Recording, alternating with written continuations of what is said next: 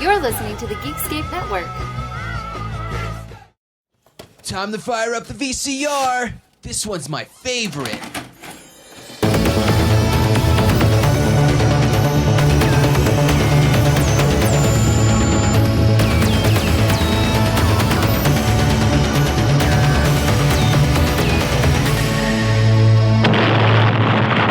That was gold. Welcome to Analog Jones in the Temple of Film. I'm Steve. And I'm Matt. And we're a VHS podcast that looks at the box art, trailers, and behind the scenes. And this week we have another listener-submitted film. Thank you for the email. What is the film? Should we read the email? Well, yeah, but introduce the trailer. Okay. We are taking a look at Disney's The Black Cauldron. Legend has it, there was once a king so cruel and so evil that the gods feared him. Since no prison could hold him, he was trapped forever in the form of a great black cauldron. The Horned King, that black-hearted devil.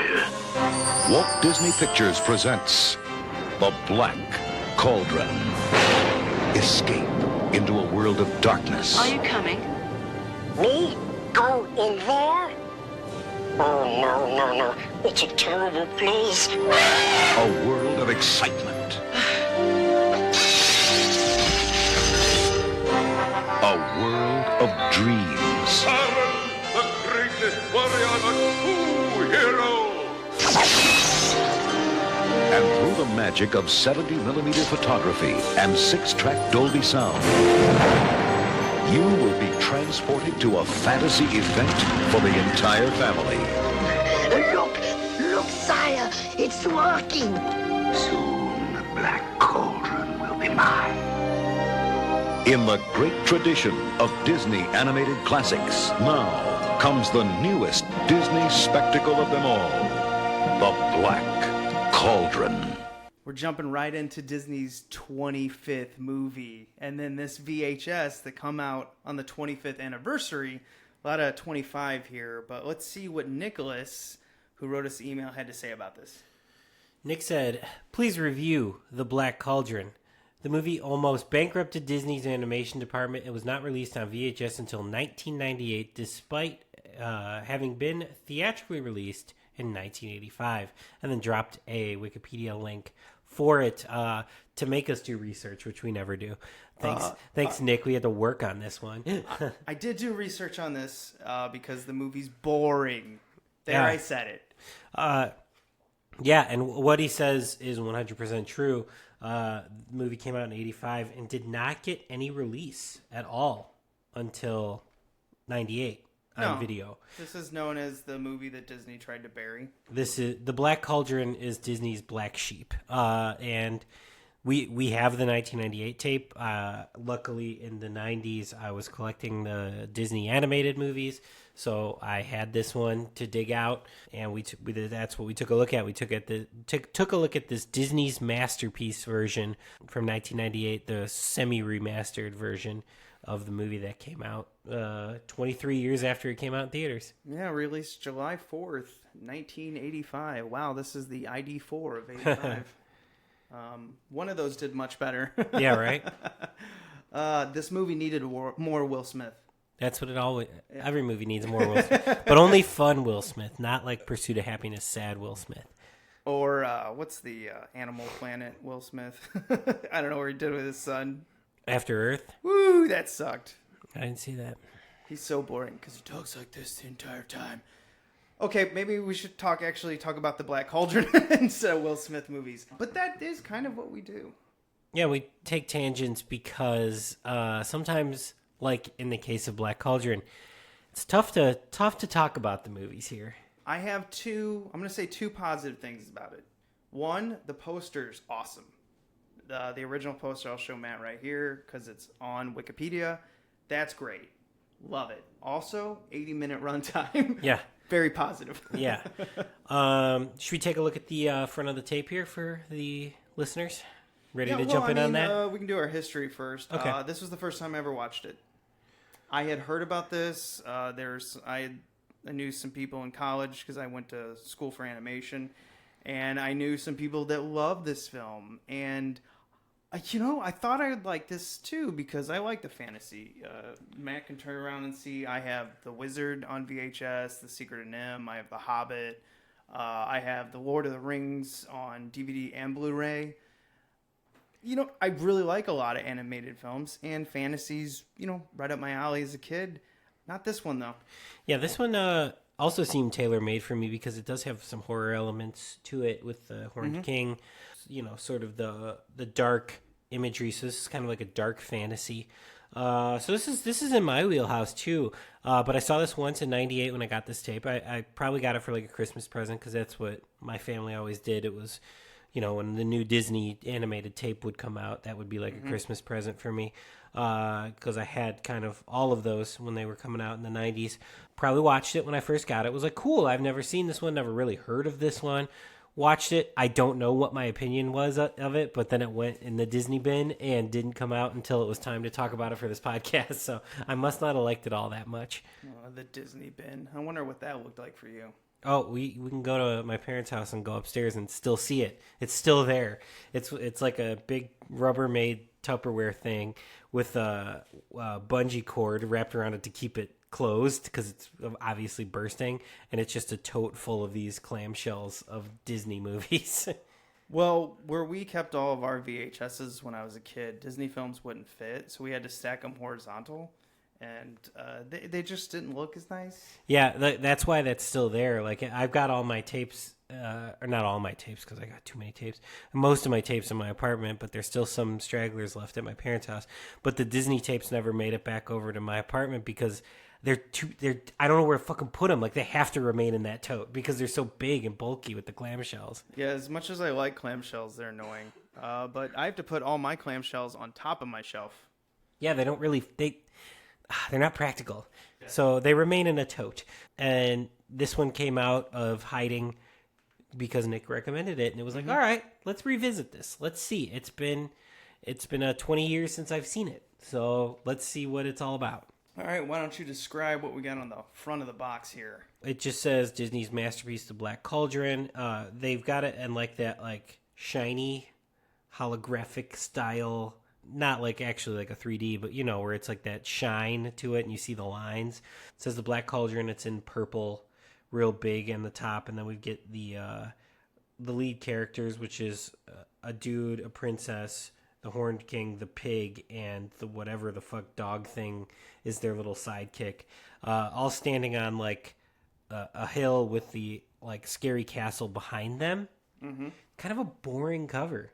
Compared to the original poster, certainly, it softens this movie so much, the tone of it. Yeah, this looks so gentle. Like, when you see this, it's like, oh, he's got a sword, and he's, like, on a hill with all these characters, and it's like... Look how dark the poster is. It's so good. It really does show you it's a, magical fantasy. Yeah, this one, this cover doesn't. The original OG poster does sort of have more of the horror elements and like it's dark, it's mysterious. This cover, the VHS cover, is not mysterious at all. I'm like, oh, I'm just getting like a gentle fantasy movie. No, it looks like Sword in the Stone. Yeah, it's exactly what it looks like, Sword in the Stone. Flipping it over to the back here, get a couple images. Which, by the way, that's a film I like a lot better than this. I need to revisit that one too. I haven't seen that in a very long time, probably 20 years. We get some images from the film. Nothing very descriptive, though. Very gentle looking. It's like kind of our characters smiling at each other for the most part. Magical Cauldron at the bottom here that, maybe is luring in viewers. The side has Masterpiece Collection on it as well. And here's our description. It starts off with a quote from Roger Ebert. A rip-roaring tale of swords, sorcery, and magic. Disney's 25th full-length animated classic, The Black Cauldron, is a heroic adventure that fills the screen with magic and wonder, overflowing with colorful characters, trailblazing animation, and non-stop action. Lies. This critically acclaimed film can now be enjoyed on video for the first time ever. In the mystical land of Prydain? Probably. I don't know. I don't remember half the names in this film. A young boy named Taran who dreams of a future as an invincible warrior finds himself leading a real-life quest. In the race against the evil Horned King, Taran must be the first to find the mysterious Black Cauldron, or the Horned King will unleash its power and take over the world. With the help of a magical sword, an enchanting princess, an adorable clairvoyant pig, and a funny little furry creature named Gurgi, Taran overcomes winged dragons, the king's monstrous henchmen, 3 baddie witches, and more, and learns nothing is as powerful as courage and friendship. 80 minutes PG. Yeah, this is just the film that's trying to be Ralph Bakshi. Yeah, it does really want to be Fire and Ice. What's the other? Wizards? Really wants to be Wizards. Really wants to be Wizards. Yeah, but it's not. It's not there. Did you ever see the Disney documentary where they talk about the dark times in the 80s? Yeah, Waking Sleeping Beauty. Sleeping Beauty. Yep. It's a good documentary. They talk really...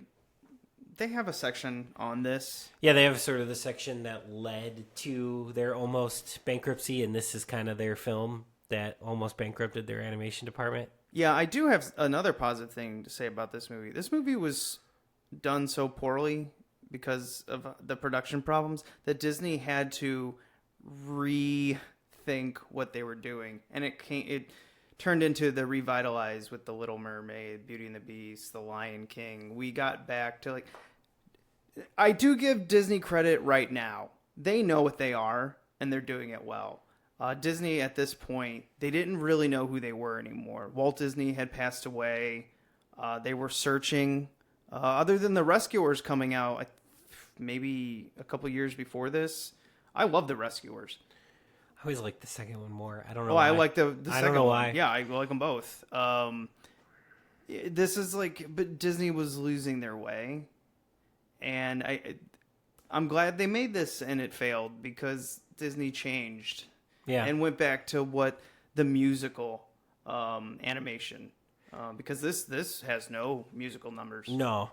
I think in the sort of time that doesn't get talked about that much, there are some good ones. I really like The Great Mouse Detective. I really like That's a dark Down one Under. too. Yeah.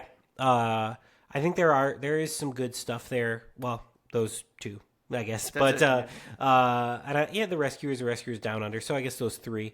But they're not. Most people don't love them. Other than those are movies that I'm just saying that I like. The Great Mouse Detective has a great villain. Yeah, I love that. That's like my top 5 Disney. That's like my number 5 probably. Like I love Great Mouse Detective. But if we went out to 100 different people to make their top 10 Disney animations, most likely none of the 80s ones are going to be in there or Right. 70s. And I know that this movie though has a following. It's a cult following for sure. It's not like a big following. I knew people in college who called this the best Disney film, and I'm like, okay. But I hadn't seen it at that point, so I just okay. And so this is a very particular time, and it's hard. It's probably hard for listeners right now to understand that there was a time where Disney was almost gone. You know what I mean? They're so prevalent in today's culture. I mean, with them owning Star Wars and Marvel and stuff today, they're everywhere. But this could have killed Disney as we know it. Especially the animation studio. Because to recoup money for this, they re-released 101 Dalmatians on an anniversary end of the theater that helped recoup this. Because the budget on this was $44 million estimated, but I've heard other people say this may ballooned up to $50 million with marketing and just a bunch of problems. So they did not put this movie out. It sat in their vault for a long time, and you have the 2000 release, right? No, this is a 98 one. Well, because it says 25th anniversary, but the movie was released in 85. No, it just says it's the 25th release. This is from 98. Oh, well, okay, but the trailer we watched said 25th anniversary. So yeah, but that was the trailer we watched was from from Pocahontas 2, which was later. Okay, so that's where the confusion came in for me. But yeah, this one sat in the vault, and that's why I had never seen it. I was 3 when this came out. Yeah. Yeah, I wasn't even alive when this first came out, so I didn't see it. And then I just saw the tape when I got it for Christmas or whatever and was probably like, okay, I've seen it now. It was, 98 was about the time I started kind of forming my own opinion on movies. I wasn't just like, oh, I liked it because it was a movie. But, so about this time I probably was like, I don't like this one as much.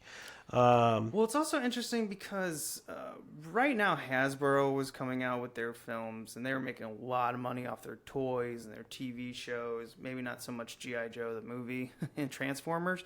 But if you look at something like Care Bears, that took $2 million to make. And it made like 30, 40 in the theater. So Disney had to really look like, are we going to continue to do this?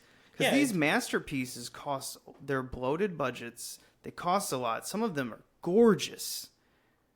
Great freaking films in the 60s and everything. But they're expensive.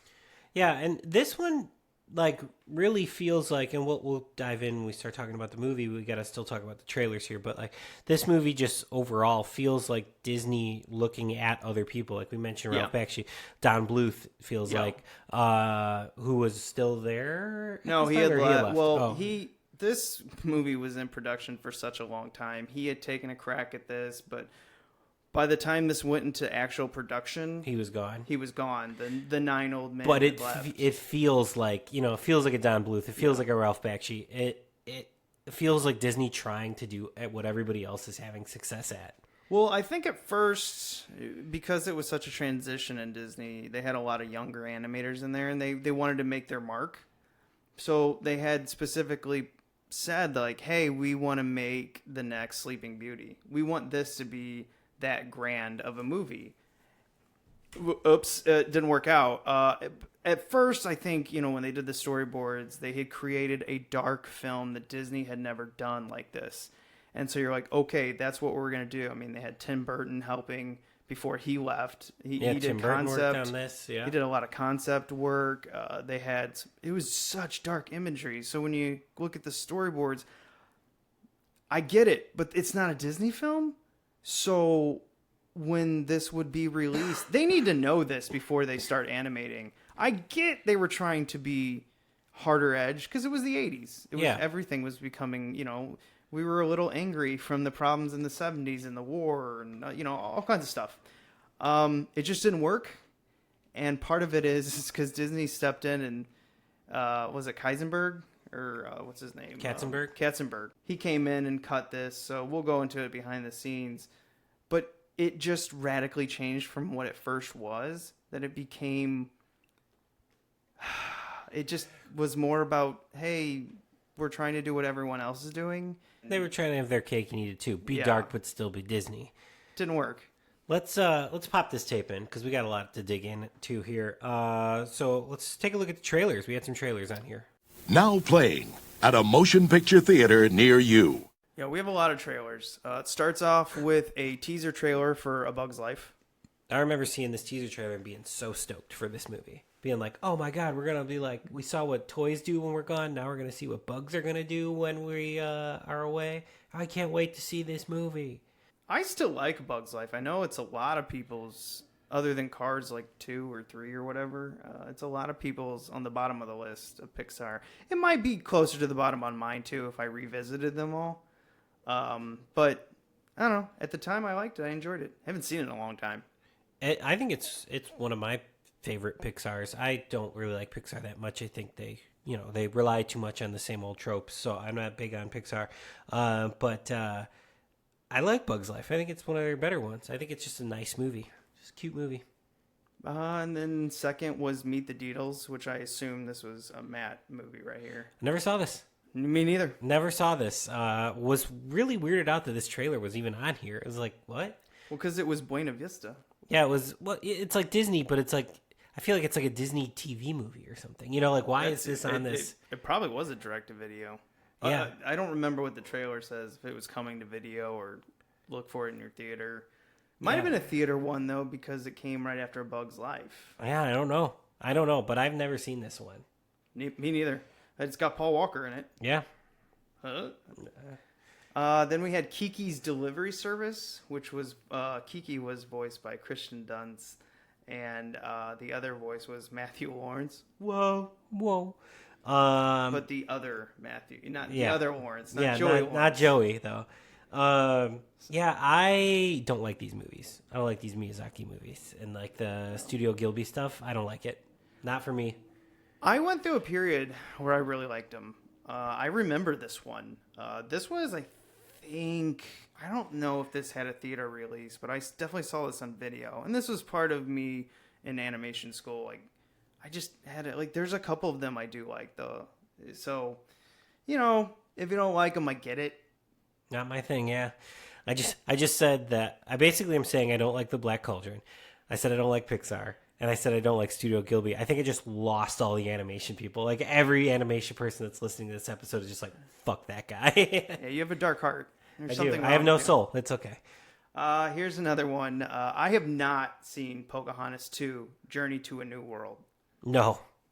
I probably around this time when Disney started kind of putting out the sequels to their big ones, I didn't see a lot of these. I never saw like The Lion King 2 or Little Mermaid 2. I know I saw the 3 Aladdin movies, but those are kind of bigger releases when those came out. Didn't Aladdin 3 come out in theater? I don't know if 3 did, but I'm pretty sure 2 had a limited release because I think I saw one 2 of in them did, theaters. yeah. Yeah, but and I never saw like any of these. So I didn't see many of them. I didn't see a lot of these sequels. Then next was a movie that I adored as a kid. Was Lady and the Tramp coming to video this fall? I love Coming out of the Disney vault. Yes, I love Lady and the Tramp. I don't really remember this one, but I know I watched this VHS a few times, so I probably liked it then, and I probably would like it a lot now. I think it's funny. I probably haven't seen this in 10 years. Oh god, I probably haven't seen it in 25 years, honestly. It's been a long time since I've seen that movie. I would like to revisit it. I wonder if I like it as an adult. Yeah, I don't know. I don't know how I feel about this one now, but I liked it, I think, as a kid. I watched it a few times. And then our last trailer was Lion King 2, Simba's Pride, only on video. Again, one of these like straight-to-video sequels that I just never saw. I never saw any of these. I saw this. I also saw Lion King half. Oh, 1.5? Yeah. 1.5 or... Yeah, it was 1.5. That's right. And I love the Timon and Pumbaa TV show. I watched the show. Yes, Yeah. I did watch that, and I loved that as a kid. I did love that show. Hakuna Matata. And, you know, like, the fun thing about Disney with their... Even though I never saw these things, like, their sequels and their TV shows, they always get the original voice cast to come back for that shit, which is amazing to me. Like, They probably spend a lot of money for that. yeah. Like, Nathan Lane was in the fucking... Yeah. And that's Nathan Lane, like, the height of, like, the birdcage and everything. Like, super famous Nathan Lane was still in the show. You know, that's crazy to me. I bet he's so much fun to work with. Oh, I'd love to work with him. I'd love to just hang out with Nathan Lane for a day. Can you imagine how fun that fucking day would be? Oh, it'd be amazing. He just seems like a beam of light, you know? He was sent here for us. Yeah, He doesn't know that yet, but he's gonna bump into us. And I'm just gonna be like, Nathan Lane, you just bring me so much joy existing. Keep existing, and I will continue to feel joy in my heart. Matt, come hang out with me for a day. Yes.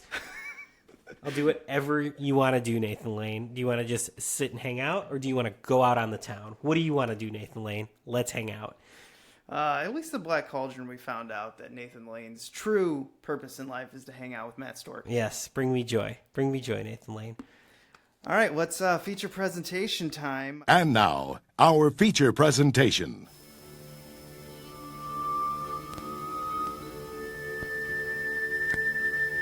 Legend has it, in the mystic land of Prydain, there was once a king so cruel and so evil that even the gods feared him. Since no prison could hold him, he was thrown alive into a crucible of molten iron. There his demonic spirit was captured in the form of a great Black Cauldron. For uncounted centuries, the Black Cauldron lay hidden, waiting, while evil men searched for it, knowing whoever possessed it would have the power to resurrect an army of deathless warriors, and with them, rule the world.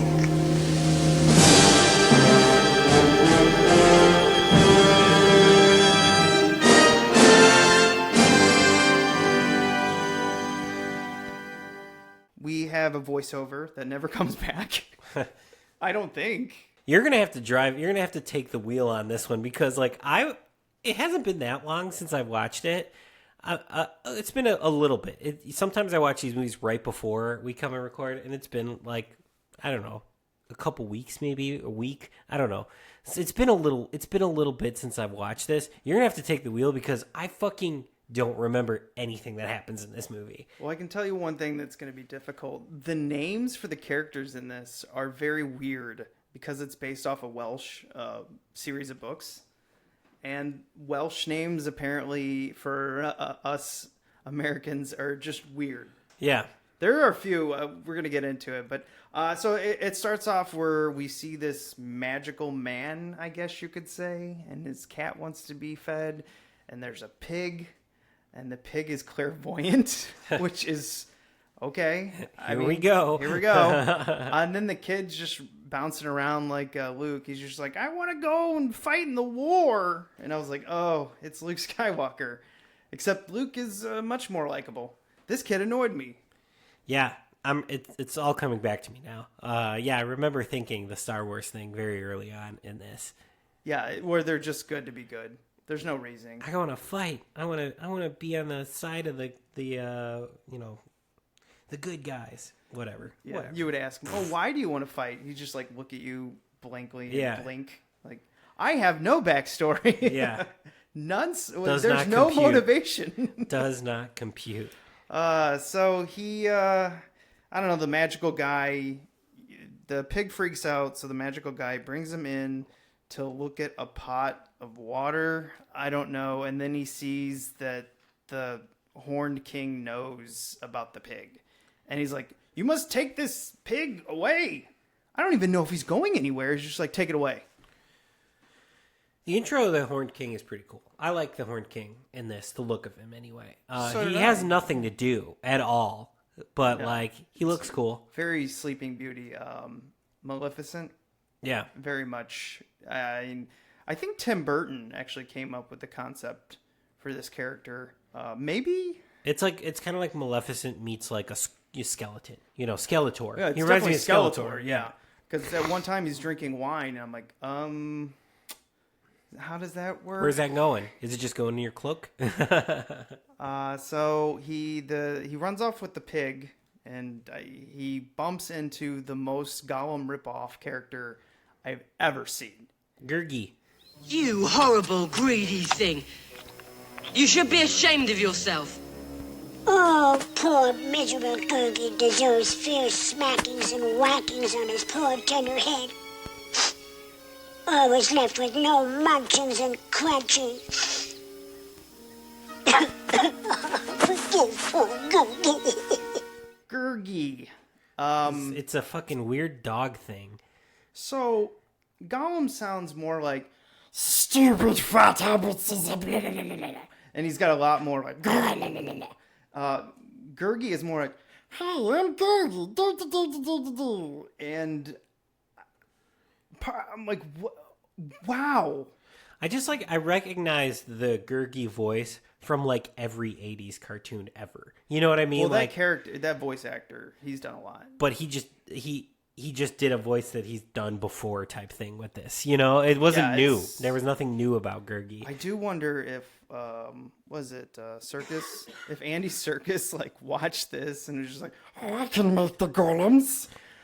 I never saw the old animated Lord of the Rings. What does Gollum sound like in those? So the Gollum from The Hobbit is more like a frog, and it's more of just like a deeper voice. Yeah, it sounds like an old man. You said. Yeah. It's not nowhere near as good as Serkis's Gollum from the movies.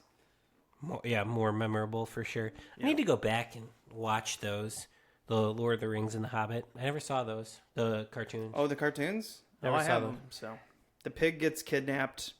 It is brought back to the Horned King along with the boy. I guess follows them. I don't remember, but it's when they get into the castle. It's fun. And how about the burlesque girl? Or Yeah. the dancer. Yeah.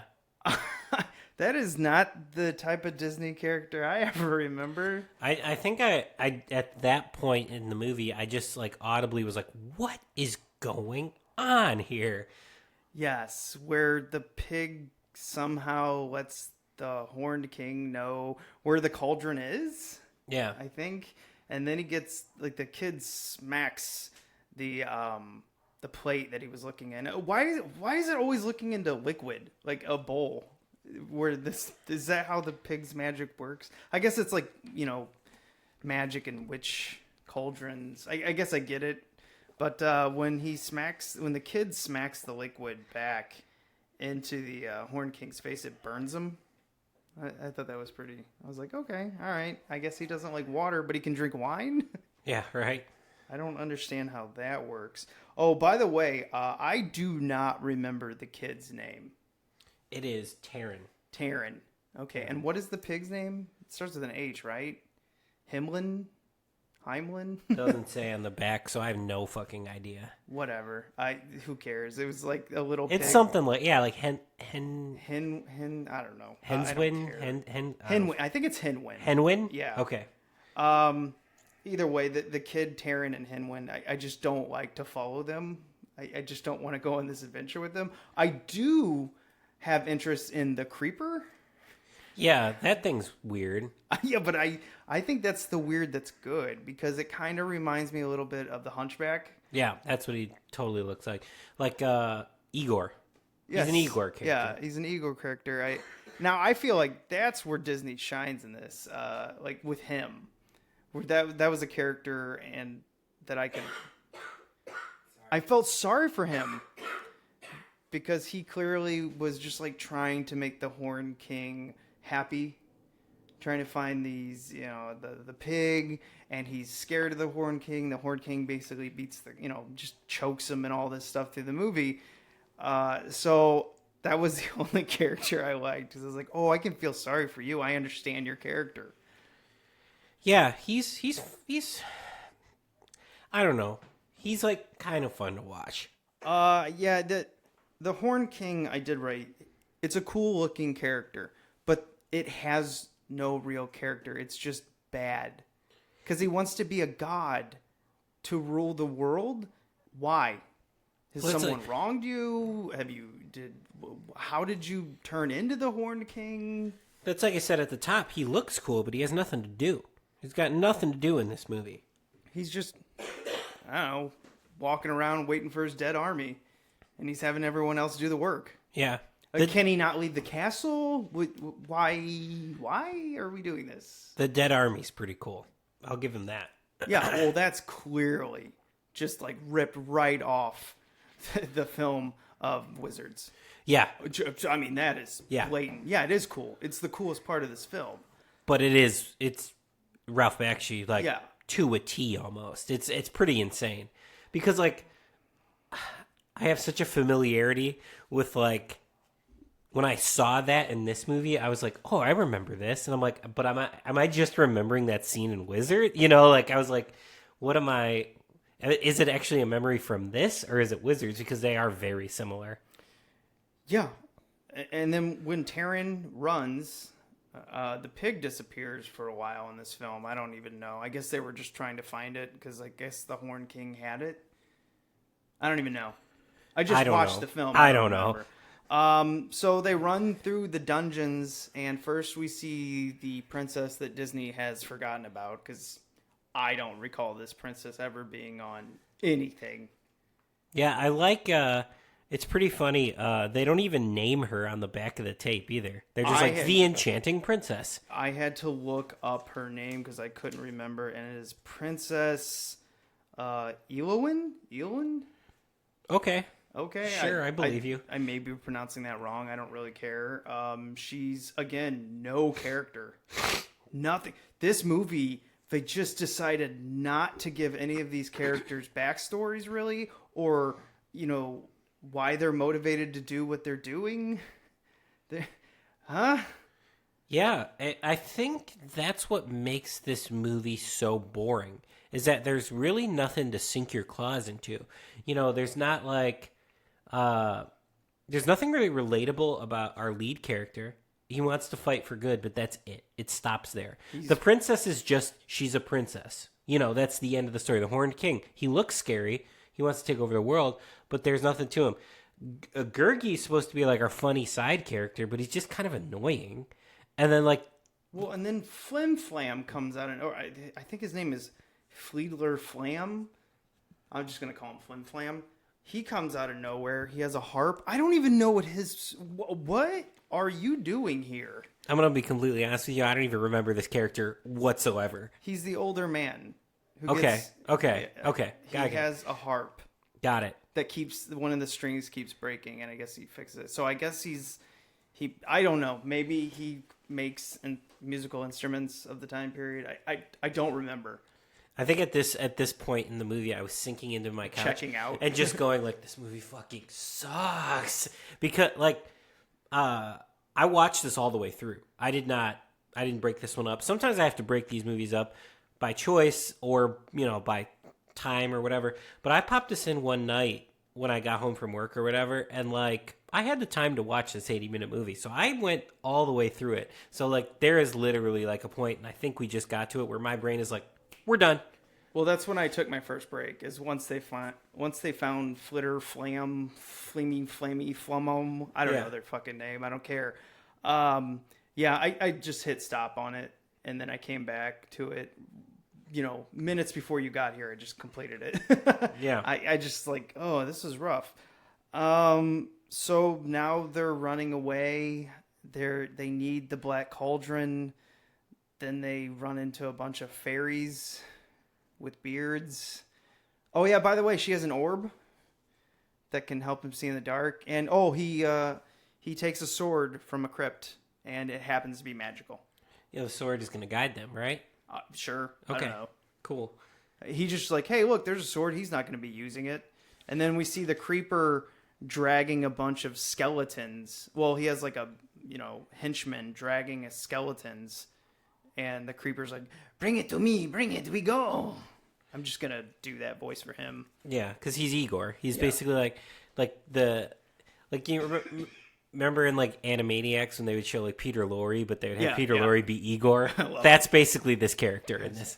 It's like, we must bring these skeletons to the master. Yeah. He does say master, though. Yeah. So. Yeah, it is. It's that's that character. He has nothing to do, though, either.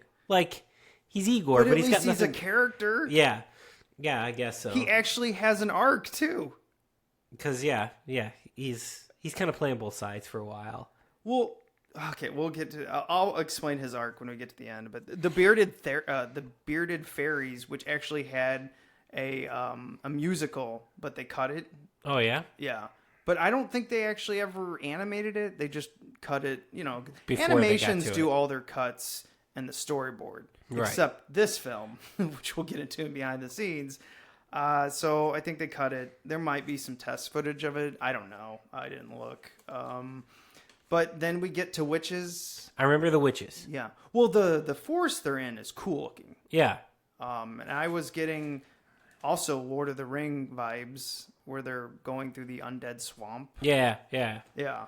So that was cool. And then we get to the witches, and the first thing one of the witches do is they sexually harass Flim Flam. She's shoving his head between her boobs. Yeah. Which this movie really likes busty women. Yeah, because I remember this was tied to the burlesque dancing scene. I was like, ooh, this movie's kind of dirty. This movie's for pervs. Yeah.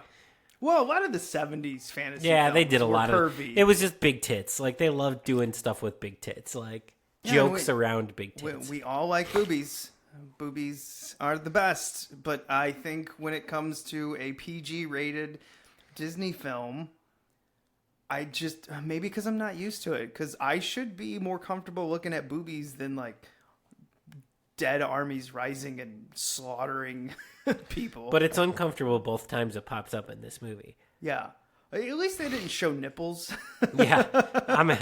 With how brazen this movie gets with that, I'm surprised they didn't, But she's just like, oh, I'm going to marry you. I'm going to have my way with... I think she literally says, I'm going to have my way with you. And then she takes his face and just smashes him. And I mean, the happiest spot on the earth is right between the boobies. Right. But I just think it's so awkwardness. I wonder if this is also the Bakshi influence. Oh, it has to be. Like, because he was doing so much of the sexually aggressive stuff in the 70s and But 80s. he was doing it to punch you in the face. But Disney didn't understand that. They were just like, well, he's got tits in his movie. We need to do something with a sexually aggressive woman in this movie. And they just failed spectacularly at it. It's so weird. But it was fun seeing a woman being sexually aggressive in a Disney film instead of like the other way around. So to me, that made me laugh. No, yeah. I see what you're saying. It's just like it's just so like mishandled here. It's like Bakshi has such a grasp on that stuff, and like Disney's like, let's be kind of progressive, but like safe still a little. They're like, let's make this woman a man. Like that's their progressive. I don't think they understand. They haven't quite gotten there. Yeah, but it made me uncomfortable and laugh. Yeah, I just like those two moments, like the burlesque in that, are like definitely moments I perked up where I was like, what's going on here? Is this okay? Oh, no, it's not. He said no. No means no.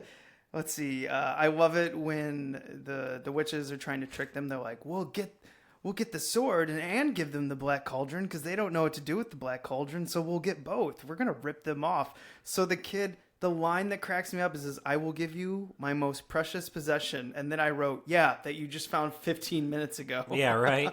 And then this kid doesn't seem to have a grasp that swords are sharp because he's just like flinging it around. At one time, he's actually touching the blade with both hands. I'm like, no, swords are sharp. Yeah. Kids, a sword will cut you. This kid is such a dipshit, goof ass. Like he's just so like, but he's always happy for the most part. He's always like, we're gonna go do this. We're gonna go on an adventure. And I'm like, shut up, this Boy Scout. Like, get out of here. I think die. Yeah, I think this lead character is most of my problem with this movie. I just don't like him. Well, that was my point. I was like, I don't want to go on an adventure with him. Yeah, he's not likable, and none of the side characters are all that interesting. Yeah. Here's the note. I just realized I have no idea what the princess's name is, and then I looked it up. Princess Ilona. I don't know. It's Welsh. I don't care. She might be a cool character in the books. I don't know. This movie didn't do a good job of representing her. Yeah, the books are called the Chronicles of Prydain. Okay, it is Prydain. Yeah. All right. I don't know if that's how you pronounce it. But... Another note I have is, because they finally get the cauldron, and then they figure out that to make an undead army, you have to basically throw in a dead person or skeleton, and then they rise. So it says if you go in it, essentially, if you're alive and you go in it, you die. If you're dead and you go in it, you get reanimated. I think. Right? Sure. Sounds right. Okay. The cauldron fire that burst out of it is cool looking. Yeah. You can definitely see all the 3D they did in there. Yeah. That's awesome. And then the rise of the dead army is super cool. It's just dark, nihilistic, very apocalyptic. Yeah. But straight out of Wizards, though. Completely. I even think the skeleton army slaughters the Horned King's henchmen. Don't they just I don't remember. They rise and kill him. And then I guess there has to be a sacrifice to stop the army, because when Gurgi commits suicide, or at least we think, he jumps in the cauldron again, just like Gollum, like falling into the volcano. But this one's a cauldron. But this stops the army. I think the army comes back. I don't know, whatever. The kid ends up killing the Horned King. The Horned King's death is cool looking. And I think was also part of the cut originally, because there's a cut scene in here where one of the faces just melts, and it's gnarly. Yeah. Disney also really likes doing the thing where you have this character that's clearly for kids, like Gurgi, They love killing them or making the audience think that they're dead so that they could bring them back or whatever at the end. But this is such a trope of Disney. They always do this. Here's my note. Gurgi just committed suicide. Damn, that's grim. Wait, no, he'll come back. Yeah. Yeah. And he did. Yep. Horn King's death is cool. I wrote that. And Creeper is free. Because I love it when that little guy just goes, the Horn King is dead. And he's dead. And he's just like, I'm free. Oh, I was watching this. I was watching this with Ashley, and she goes. She says when the thing gets free, she's like, "Oh, it's like the thing." In, I forget what she said. What the actual name was, but that thing in Harry Potter that gets like freed or whatever. They have their little goblin things too. I'm not a Harry Potter fan. I'm like probably pissing off the Harry Potter fans now. We've talked about it. I'm not into Harry Potter at all. But they've got I appreciate the movies. And there's one that's like I'm free or whatever, and they're like the little slave helper thing, goblin thing. I know what he is. And then it sparked a conversation between us. We were like, God, this is so many pieces.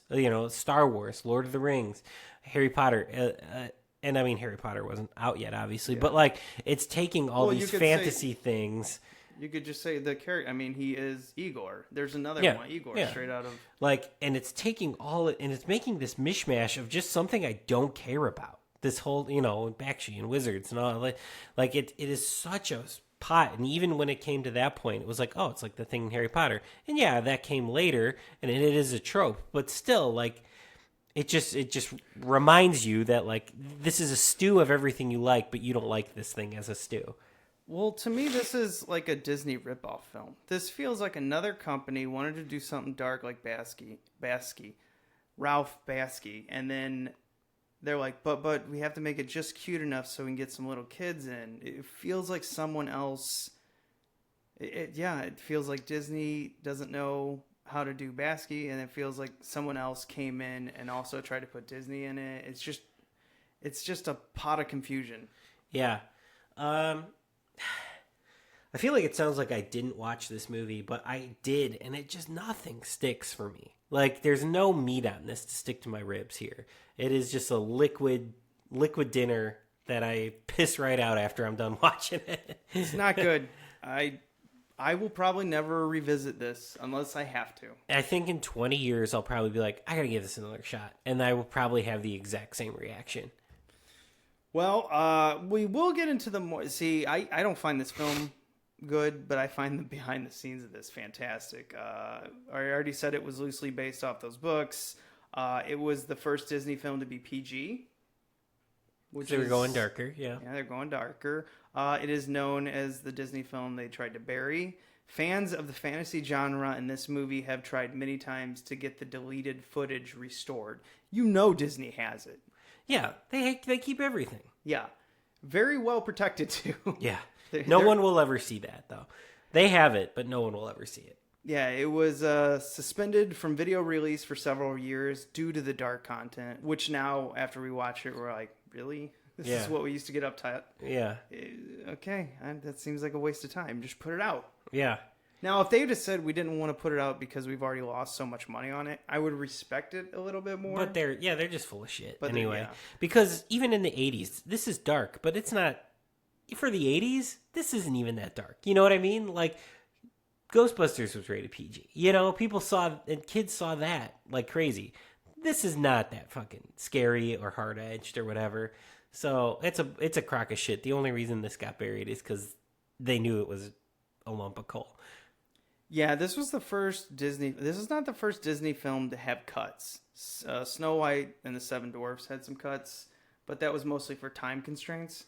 This was the first Disney film to have entire scenes cut out because of the content. Okay. Yeah, there's a lot of firsts on this. Thanks, because it was 80 minutes, and it was 80 minutes too long. So, Tim Burton worked on the conceptual art of this, and one of the things he was upset about was the face huggers came out. That's what he nicknamed them when he drew them, and you can see them online. Actually, they put it in the 2000 DVD release of this. Oh, okay. Yeah, so it's pretty interesting. This movie is notable to be the first movie to use computer graphics. Even though it was in The Rescuers that came out before this, I think they are the ones who created it first. But, whatever. I don't know how that works. Leading down the path to Pixar eventually. Yeah, they used it in the flames. They used it in the floating orb, which I still don't know what the floating orb does in this movie other than, light the way. I don't know. It's okay. The production of this movie is traced back all the way to 1971. Wow. And it was called The Chronicles of Prydain. So I guess, okay, they just wanted to name it that, and somehow it turned into the Black Cauldron. I did find interesting that I found out in the books, the Horned King isn't even the main baddie. Oh, okay. I just think they really like the visual of him. Yeah, obviously. It's going to look best on screen, I think. They approached Ralph Bakshi to do this movie, and I don't know what happened after the 9 old men left. I don't know what happened, but he didn't do it. Well, he doesn't play well with others either. So he doesn't like Disney. That's probably why. And I mean, that's why we love him, is that he doesn't play well with others. But that's probably why. No, there's plenty of stories that he's a shithead to work for. Yeah, he's a hard ass, but he's a genius, so it's okay. But he also never had much money, so he kind of had to be that. Yeah. According to the producer Joe Hale, when Jeffrey Keisenberg first screened the film, he told us to cut it by 10 minutes. Roy Disney and I got together and found some scenes to get rid of that didn't affect the story that much. When they ran it again, Jeffrey Keisenberg, and the film finished, he asked Roy Disney, was that 10 minutes? And they're like, no, it was 6. And he goes, damn it, I told you to cut 10. And eventually they cut out 12 minutes, which is one of them is the melting face. Oh. Is that online though? Has that surfaced or no? You can see some of it. I'll post it on our Geekscape page. It's gnarly. They shouldn't even have thought about putting that in the movie. It's too much. It terrified kids and it pissed off parents because those parents probably had to go home and then put up with a nightmare. Yeah, right. When I watched it, I was like, oh, no. You can't. No. I mean, would I like that to be in the movie? Hell yeah, but I'm an adult. Yeah. I'm gonna go back and watch it. I'll watch what exists out there. Well, I'm trying to figure out, was this movie made for teenagers? I don't know if they had necessarily. It's Disney. They were probably just like, oh, it's a Disney movie. Kids, preteens, teens, adults. They probably were kind of just trying to make it for everybody. Disney's never shied away from certain dark themes, like Bambi's mom dying. Right. Death is a part of life. But this just seemed like they were being dark to be dark. Yeah. There was no life lesson. But also, confused. They were trying, when they try to do dark, but still give it a soft edge or whatever with the movie, it feels forced and fake, and that doesn't feel like, the melting face at the end of Raiders of the Lost Ark. It's not born out of the same place. Yeah, it lost a lot of money because of that too. So, but Disney got better. We got Aladdin. We got The Little Mermaid. I don't know what I don't think you like Beauty and the Beast that much, but I do. I like Beauty. Oh, you do? I don't. Yeah, remember. my kind of Disney's are Little Mermaid's my favorite because I love the songs. Aladdin's great. Yeah, how could you not? Aladdin's great. Lion King's great. I like a lot of these '90s ones. I do think that was sort of their golden period. But yeah, this is definitely before all those.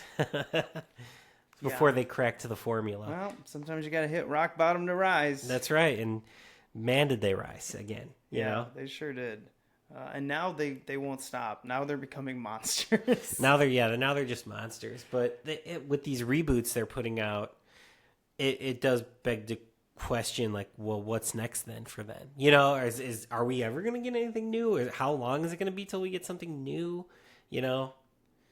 Well, I think all the superhero movies are new, but they're just so good at the formula. Sometimes they don't feel as new. No, they're still formula superhero stuff. It's the same tropes. I don't know. I wonder how long it's going to take for us to get something kind of new from Disney again, for a new kind of reinvention. I don't know. Maybe I don't pay attention to everything that comes out. But yeah, I mean, we're just in a soft reboot age, and it sucks. But we went through this in the 80s, and then the 90s turned out a bunch of just crazy. I mean, we got Bills and Ted, well, that was 89, but, the 90s turned us into the summer blockbusters. So I think eventually people are going to be burnt out from superheroes like they got burnt out with zombies. They got burnt out with westerns. They got burnt out with, I don't know, just post-apocalyptic movies in the 80s. Like eventually, or horror films with the slashers and the Freddys.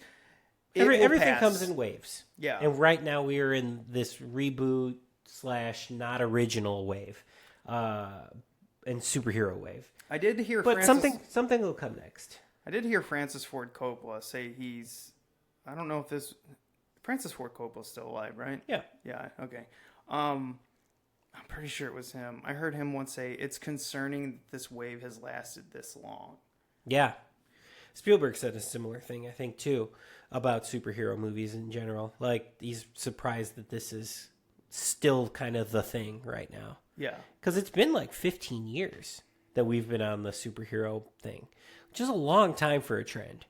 Yeah, we'll see what happens. We'll see when it has the downslope, because it has to have a downslope. Everything does. Everything does. And that Kevin Feige from Marvel seems to think it'll never happen. He just had a quote like last week or whatever that like he thinks that he doesn't see an end in sight for the superhero thing. And we'll I'm like, don't be so cocky. We'll see. Everything that goes up comes down. Come on. Yeah. Could we keep seeing them for a much longer time past their prime? Of course. Yeah, that's always how it goes. But the good thing about that is that's usually when like some of our favorites come out. That's true. When like the stuff that comes out past the expiration date can be pretty fun sometimes. That's the goo. Yeah, the slime. I love it. All right, that's going to wrap us up on the Black Cauldron. Thank you, Nick, for the suggestion. Even though we didn't like it, it was a fun visit. It was worth exploring, I think, and worth talking about, and worth digging into the behind the scenes a little bit of it. I think it's an interesting title for us to do. I think it's in our wheelhouse, despite the fact that we didn't really like the film. And here's the tough part. Let's go into our museum.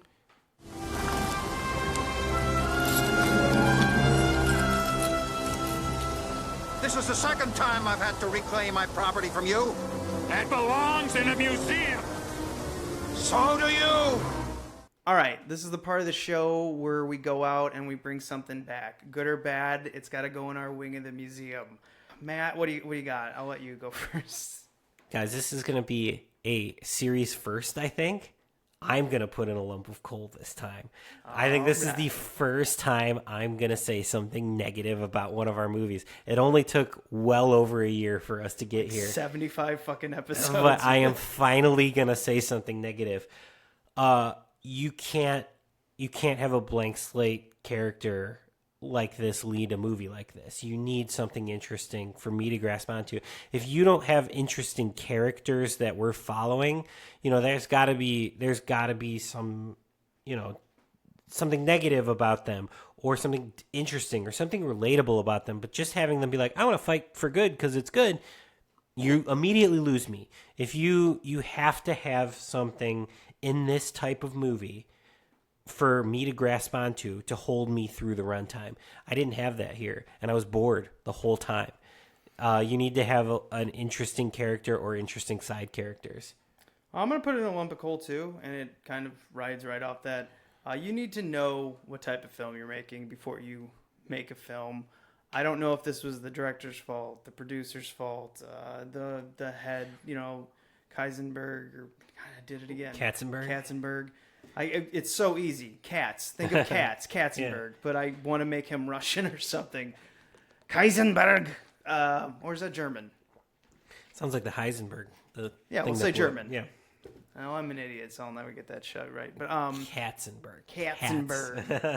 So, you gotta know. Come on, you can't spend this amount of money and just produce a film that really you can't release. I mean, you released it, but it's a mishmash. It's just a mess. It's a mess of ideas. It's a mess of tropes we've seen 100 times before. It's not interesting characters. It's just, it's boring. Like, the plot doesn't really move. It's not very exciting. Well, it's a Frankenstein fantasy film. Exactly. It's bad. And that's what makes it not work. And I get it, though. I will say, this is when I understand the fandom. Because there's a lot of Frankenstein movies we like, that are Frankenstein together. And maybe this has all the right elements for those kind of fans. But for me, I just don't find anything interesting or new in it that I can grasp onto. But I kind of get the cult following for this one. For the fans who don't like singing animals or the musical approach of Disney, I could see why they like this. Because conceptually, this movie looks cool. Yeah, and it's sort of the anti-Disney movie. Which is weird. But for me, it doesn't work, but I can get why fans grasp onto that. Yeah, visually, I get it. Yeah. And I do get the anti, just like counterculture of the Disney animations.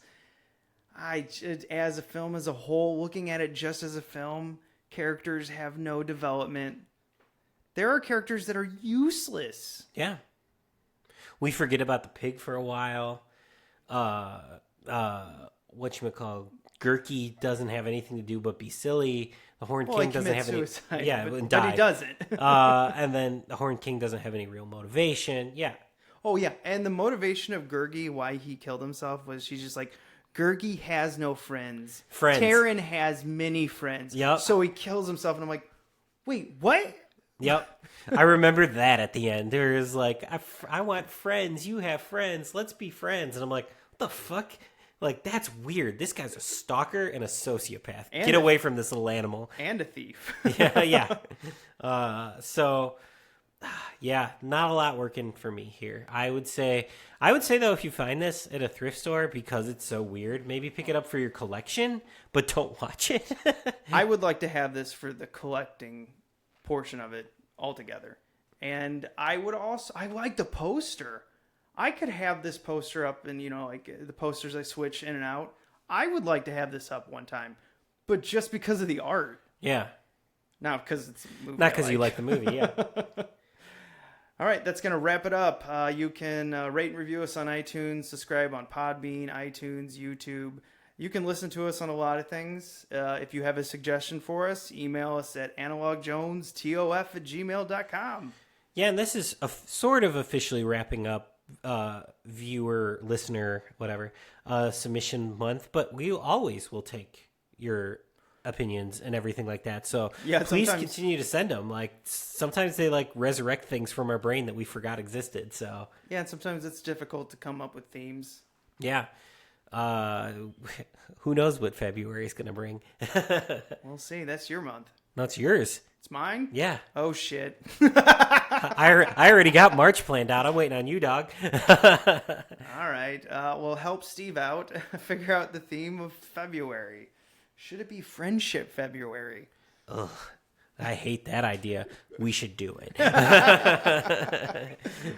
All right. Remember to be kind. And rewind.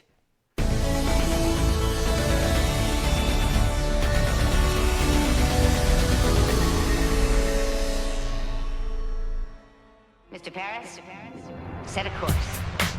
Set a course. Set a course for the unstoppable Jack and Jen podcasting the impossible. Star Trek Voyager being the material. Wine is the vehicle, just like milk for your cereal. Here we go, blasting to the Delta Quadrant. Uncharted territory, but we're on it. So pour me another glass of Cabernet, cause it pairs well with different parts of the galaxy. Never in my life was a cruise so brave. Never was a time that I lacked rosé. But you learn something new each and every day. To explore new things is a Starfleet way. Podcast hailing from the Geekscape Nation, talking Star Trek with the wine persuasion. So you wanna live long and prosper fine? Then you better tune in to 7 of Wine. And this is 7 of Wine, where we review an episode of Star Trek Voyager and a bottle of wine at the same time.